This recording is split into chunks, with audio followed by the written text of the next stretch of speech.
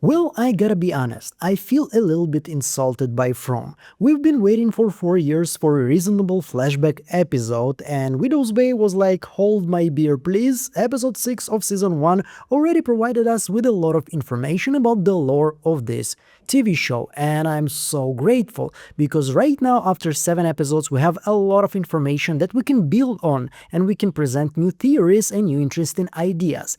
Even though we know a lot of things, there is still so much that we don't know, and especially who is the big bad. Is it the island itself? Is it actually alive? Maybe it's some kind of a tentacled monster that was mentioned by Wick in the previous episode, or maybe something completely else. Is there still a possibility for a scientific explanation in this TV show? I don't know, and I love this. Now, in case you are new to my channel, I'm not doing here recaps. What I'm doing here is this. I'm doing this. You see, after 7 episodes, I feel like I need to organize my thoughts and organize every finding that I was able to match here somehow in this Miro board, whatever it is. And so far, I want to focus on 2 things. I want to focus on the history of Widow's Bay and most of its lore, which is the horrors of Widow's Bay. And I want to do a little organization tour for you, my audience, in this video. And then, based on that information, we'll try to think and get to a conclusion what we can possibly expect from the next episodes and more revelations. So I actually want to start with the history of Widow's Bay. Now we know that everything started in 1681. It all started with 42 passengers, but it's actually 43 passengers. If you remember the scene from episode 1 when Loftus is mentioned in the 42 and Jerry is trying to fix him saying it was 43 and he's right away telling her to stop. 42 passengers from the mainland embarked by sea to find a settlement they could call their own. 43 passengers in... I think it's a little early for that story, Jerry. It's probably because this is somehow connected to the mystical history of the island. You know, Loftus was trying to divert the writer's attention from all of the superstitions, and he wanted to make this place next to Martha's Vineyard or something like this. So obviously the 43rd passenger is someone important to this story. Now, my initial thought it was Richard Warren's first wife, and now it doesn't actually make sense. Why would they present it like something mystical? We know that she was killed by Richard Warren. We know this from episode 6 already, and it's not like something mysterious. It's not something mystical that you don't want exactly the writer of New York Times to know, otherwise probably the tourist won't come. It's supposed to be a very scary story. It's still possible that it's somehow connected to his wife. She killed my mother. But I'm not exactly sure anymore, and I still want to put a question mark on top of that. Now, we know that when they arrived, the land was completely empty canvas, as far as we know, but once again, Jerry mentions that there were some kind of a teeth. Except for the teeth. Yeah, but the point I'm trying to make is that there were no people here. Which means they were not the first one on this island, and this island, or the force that basically hunts people here and kills people here, is probably killed many before them. Which is a little bit interesting, you know, like everybody discovering this land when people used to live there for thousands and thousands of years, but then again, you know, it's not exactly the point of this video. Anyway, it was all happening during the harshest winter of the island, and we have seen the image of Richard Warren getting the mushrooms. So he finds those psychedelic mushrooms, and they are basically called true sight. You can find those mushrooms only in this island. Nowhere else on the mainland you will not going to be able to find the same mushrooms, which means they are being grown by the island itself to create this connection. The island needs to speak to somebody to create the covenant, right? To make this pact, like give me sacrifices and I will make sure that you will be able to live on me. If the island is actually sentient and has this magical powers, or maybe it's something else that we kind of presume that it's the island, but maybe it's once again some kind of a different entity. So he's taking the mushrooms, he starts to hear this voice that Loftus heard in the end of episode 5, and he makes a pact with this voice that he will be able to survive, and everybody who's with him will be able to survive, but they are not to leave the island. If they will leave, they will die, nothing will protect them, and something bad will definitely happen to them. And also they have to give the island some sacrifices. I mean, we've seen in episode 6 when Sarah discovers the bunker, that we have seen also in episode 1, and it has like a trail of blood. So in the bunker, probably not something is being held, it's something that just lives there and demands those sacrifices. Now there is a question that I want to present to you, my dear audience, because this is something that's bothering me and I don't have an answer for you. Because in episode 1, when we first saw the bunker, the camera was moving pretty long time under the ground. It was moving, it felt like there's one floor under the ground and another floor under the ground and then another floor under the ground, and then suddenly you have the bunker.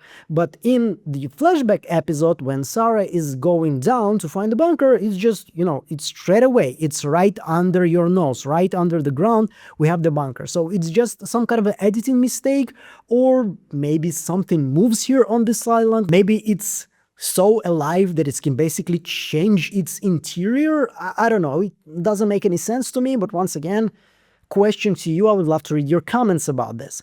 Now, suddenly everything is okay on the island and everybody knows that Richard Warren is doing something horrible. Everybody suspects him doing some kind of a pact with the devil, etc., but they cannot do anything about it because there is a plague that is hunting people, and it's very similar to what happened in the episode 1 to the guy, that was being kidnapped by the fog and his eyes became white and he started to attack people. He actually attacked Tom Loftus. And here we also have people, but for some reason it's mentioned by Ezra Lowery, that is being killed by Richard Warren later, that the eyes are not white, they are yellow. His eyes were yellow with spoiled moons. Which is kind of weird because it doesn't sound like an honest mistake of a scriptwriter, right? It's not something that you can make mistake of. It's white eyes, it's pretty important, significant detail. So why they were yellow and now they're white?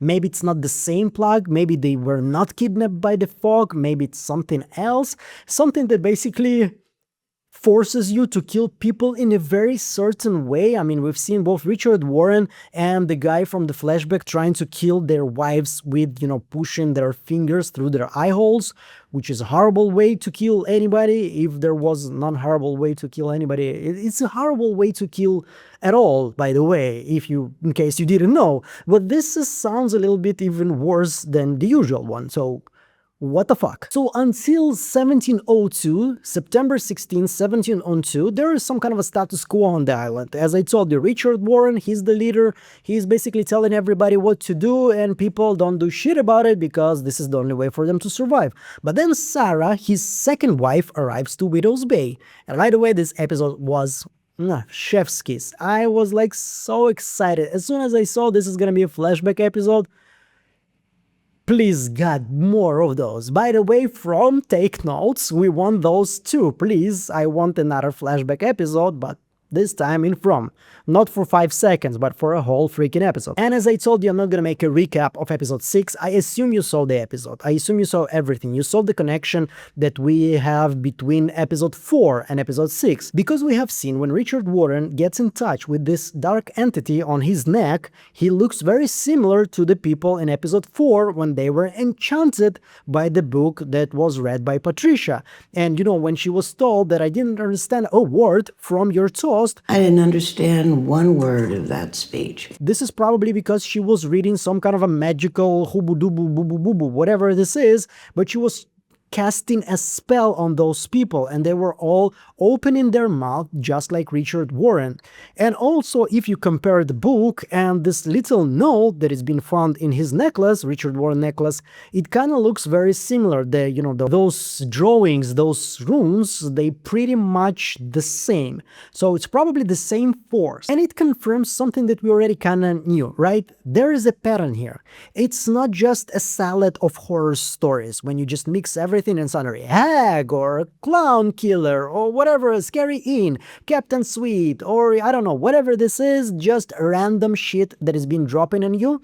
No, it looks like everything that we see here The scary inn with everything, the Horson's Fitzgerald, the New Year disaster, the hag, there is something under the ground, and in episode 1 it's way lower than episode 6, we just discussed that. The boogeyman that is basically somehow still gonna be in play because maybe Patricia somehow connected to the first people that were in this island, and this is why she was not touched by the boogeyman. I still believe that in episode 4, everything that was presented that she's just seeking attention and she invented the story about the boogeyman, it's not really interesting story-wise. What's really interesting story-wise is that actually there is a reason why boogeyman spared Patricia and didn't find her.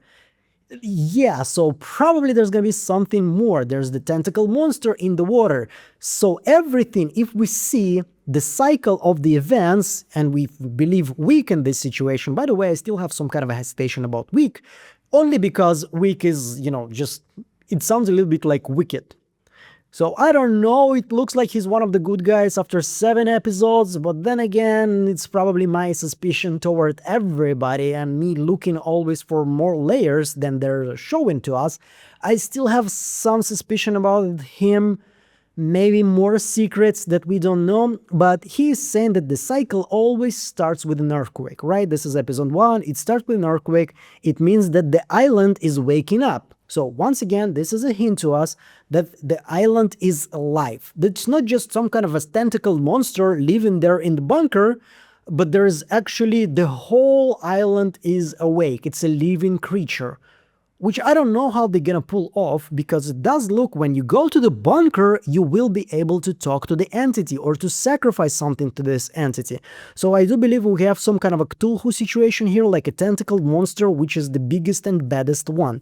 Then the fog appears and it steals souls. Then the church bells ring at night. We have seen this both on the flashback episode and we have seen this in episode 1. The church bells need to ring at night, and this is some kind of a sign. Now, I don't have any explanation why. So far, I don't think we have any evidence or any indication that this is somehow connected to whatever this place is, but we know that the church bells ring in the night. And the hag, we have seen the hag in the book that Patricia was reading and then casting spells on everybody when they were like, go into the fire. You remember this moment. So the hag was in the book. So it's not just, as I told you, random shit appears in this place and suddenly, scary things attacking everybody. No, there is some kind of a scenario, like a script. This thing comes after the other, and this thing comes after the other. So if there is a script, if there is a story, if there is a pattern, it means you can break the pattern, usually, right? So this is probably something that our characters and our heroes needs to read. Now, it's very interesting to me that also in episode 2 or 3, I think, the pastor reads a message that says that on the north of the church, there is a chamber where he will find this something. We don't know exactly what, but it's, this something, it's not answers. Answers is not starting with D. It's not the answers also. So Reverend Bryce listened to the well and decided there's evil there, that he killed himself after he took the true sight. So it's not only he listened to this, he took the true sight, the mushrooms, so he was probably able to hear the same thing that Loftis was able to hear in the end of episode 5, and this is why he decided to basically off himself, which is scary. So he probably didn't just hear the scary voice, he probably heard something more specific, like, you need to do A, B, C, otherwise I'm gonna crack your bones, or some shit like this. So we know that the most evil is in the underground. So we kind of pretty much can assume with very big high certainty, I think, that the evil thing, the one that is basically needs to be killed and controlled or destroyed so people will be able to live in this place, is in the bunker. I don't know if our heroes will be able to do something like this, because they're not like heroes. They're just basically regular people in a very shitty situation, which is one of the reasons I really love this TV show, because, seeing how Loftis is being scared shitless and still doing everything he can for his son kind of makes me more relatable. I mean, I'm a father and I would be scared shitless in this situation, but I hope I would be able to find some strength in myself to do whatever I can for my son, because he's way more important than me. And as I told you, this is what I really love about this TV show, because the characters are super related and the actor who plays Loftis is incredible. Give him every Emmy that you have, please. Amazing acting every episode. When he was under mushrooms and he was clapping, I was laughing my ass off, and when he's doing dramatic scenes, it's like absolutely the best surprise of this year. This TV show is the best surprise of this year. I'm super excited about this. I'm gonna be waiting, holding my fingers crossed that they're gonna get season 2, and hopefully it's not gonna be one of those situations when season 2 is gonna be released in 3 or 4 years, because please no. It's incredible. Love this TV show. Love it to death. I really hope I'm gonna be able to make more content about this one. Now, we also discover in episode 7 that you need to kill Richard Warren. For some reason, he's still alive after so many years, because probably the Covenant, the pact that he made with the evil force of this place gave him immortality. And as soon as they leave the grounds of the island, this border on the water, he dies. Everything stops working. So this island is not omnipotent. Whatever this entity, whether it's an island itself or it's a tentacle monster or it's something completely else, can't really affect anything that's beyond its borders. But we also know that probably, killing Richard Warren is not gonna do shit. And it's not only because there are 3 more episodes, which is obviously not gonna be about them living happily ever after, right? There's gonna be some trouble coming for our heroes. But also we know that the characters, the heroes, everybody who was born in this island cannot leave this place. And we now know that there is some kind of a secret that Loftis was keeping from his son Evan, because he told him that his mom died from birth complications. And this is also something that he told everybody. And we know now, especially after episode 5, that after the birth, something happened to her. Like she became out of it. Like she became some kind of, I don't know. She was not there. Like her soul was stolen. Like it was stolen by the fog, but in a different way. She's just sitting and looking in front of her. Like she's not there anymore. And probably it was like that for a couple of years, because we now have photos of Evan being a young kid, probably a year or something, 2 years, and she is still there. So whatever happened with her, because she's not with us anymore, she's either alive and is being held somewhere in some kind of asylum, whatever, or she's dead, but she didn't die from the reason that Loftis is telling everybody. So there's gotta be a reason, right? If you're keeping a secret, it's not because, she just died. Right? It's gotta be something scary that you don't want your son to know about. And now we have a couple of questions, like, how do you break the pact? How do you break this covenant? If Richard Warren died, so logically, probably it means you need to find his direct descendants. And there's obviously a reason showing us this drawing in the inn of, And there's obviously a reason showing us the drawing in the inn of the boat trying to escape. Like this is the continuation of the flashback scene when Sarah is taking the children and she's trying to escape, but they're not gonna be able to leave. Even when Sarah is arriving to this place, there is this moment when the ship is being shaken because they entered the borders of the island. You cannot leave those borders. Something is definitely gonna happen to you.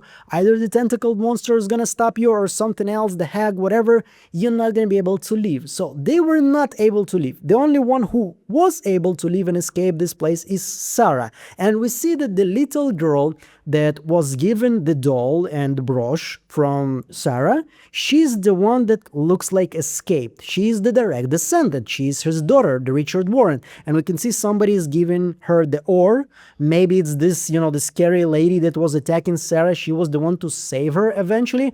But she's probably somehow grew up and, gave birth to more people. And probably one of them is somehow related to either Loftis himself, because his father was a local in this place. He was born on the island, or to his son through his wife. It does sound very logical to me from a storytelling point of view to create this kind of very difficult dilemma for our heroes. Especially there is always a conflict between Wick and Loftis, and now it's either Loftis will have to sacrifice himself or will have to sacrifice his son, which is obviously something that we'll never agree to do, right? We know that he loves his son, even though he's a stepson, doesn't really matter. He is considering him his son. He's not gonna do anything to sacrifice his son. No, he will do everything to protect his son, but he cannot escape with him, right? Because his son also cannot leave this place. Something bad and evil will will happen to him. Either he will die or he will become like, I don't know, out of this place like his mom after the birth,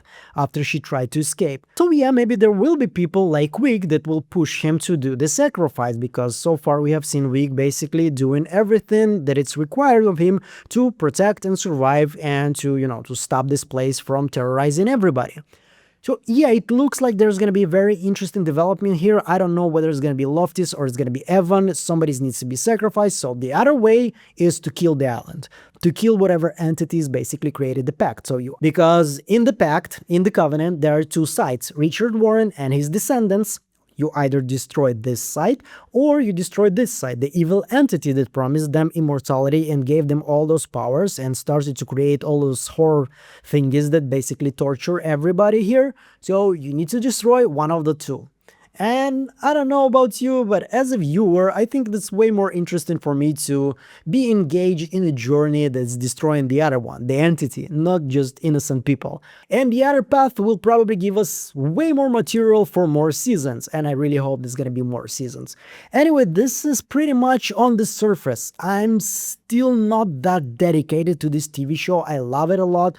I do analyze it, but whatever you've seen here, it's a warm-up. It's not me going completely all in on this TV show, because I do need to unfortunately prioritize my time, and so far From is the best one views wise, but I holding my fingers. I'm like really rooting for this TV show to get second season, to get more eyes on it, to get more attention, to get bigger bloggers than me to make reviews and make more videos about it.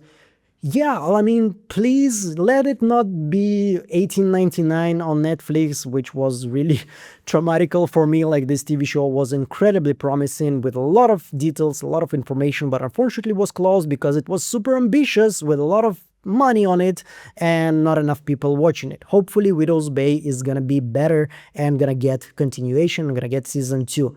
Anyway, there are 3 more episodes and I'm waiting for them. And hopefully they will give me enough information to make those videos on a weekly basis and not every other week or every 3 weeks or something like this. So yeah. Thank you so much for watching. I want to thank everybody who supports me on Patreon, on YouTube members. Your financial help is what makes this channel possible. And as usual, I'm gonna see you all in the next one. Meanwhile, bye!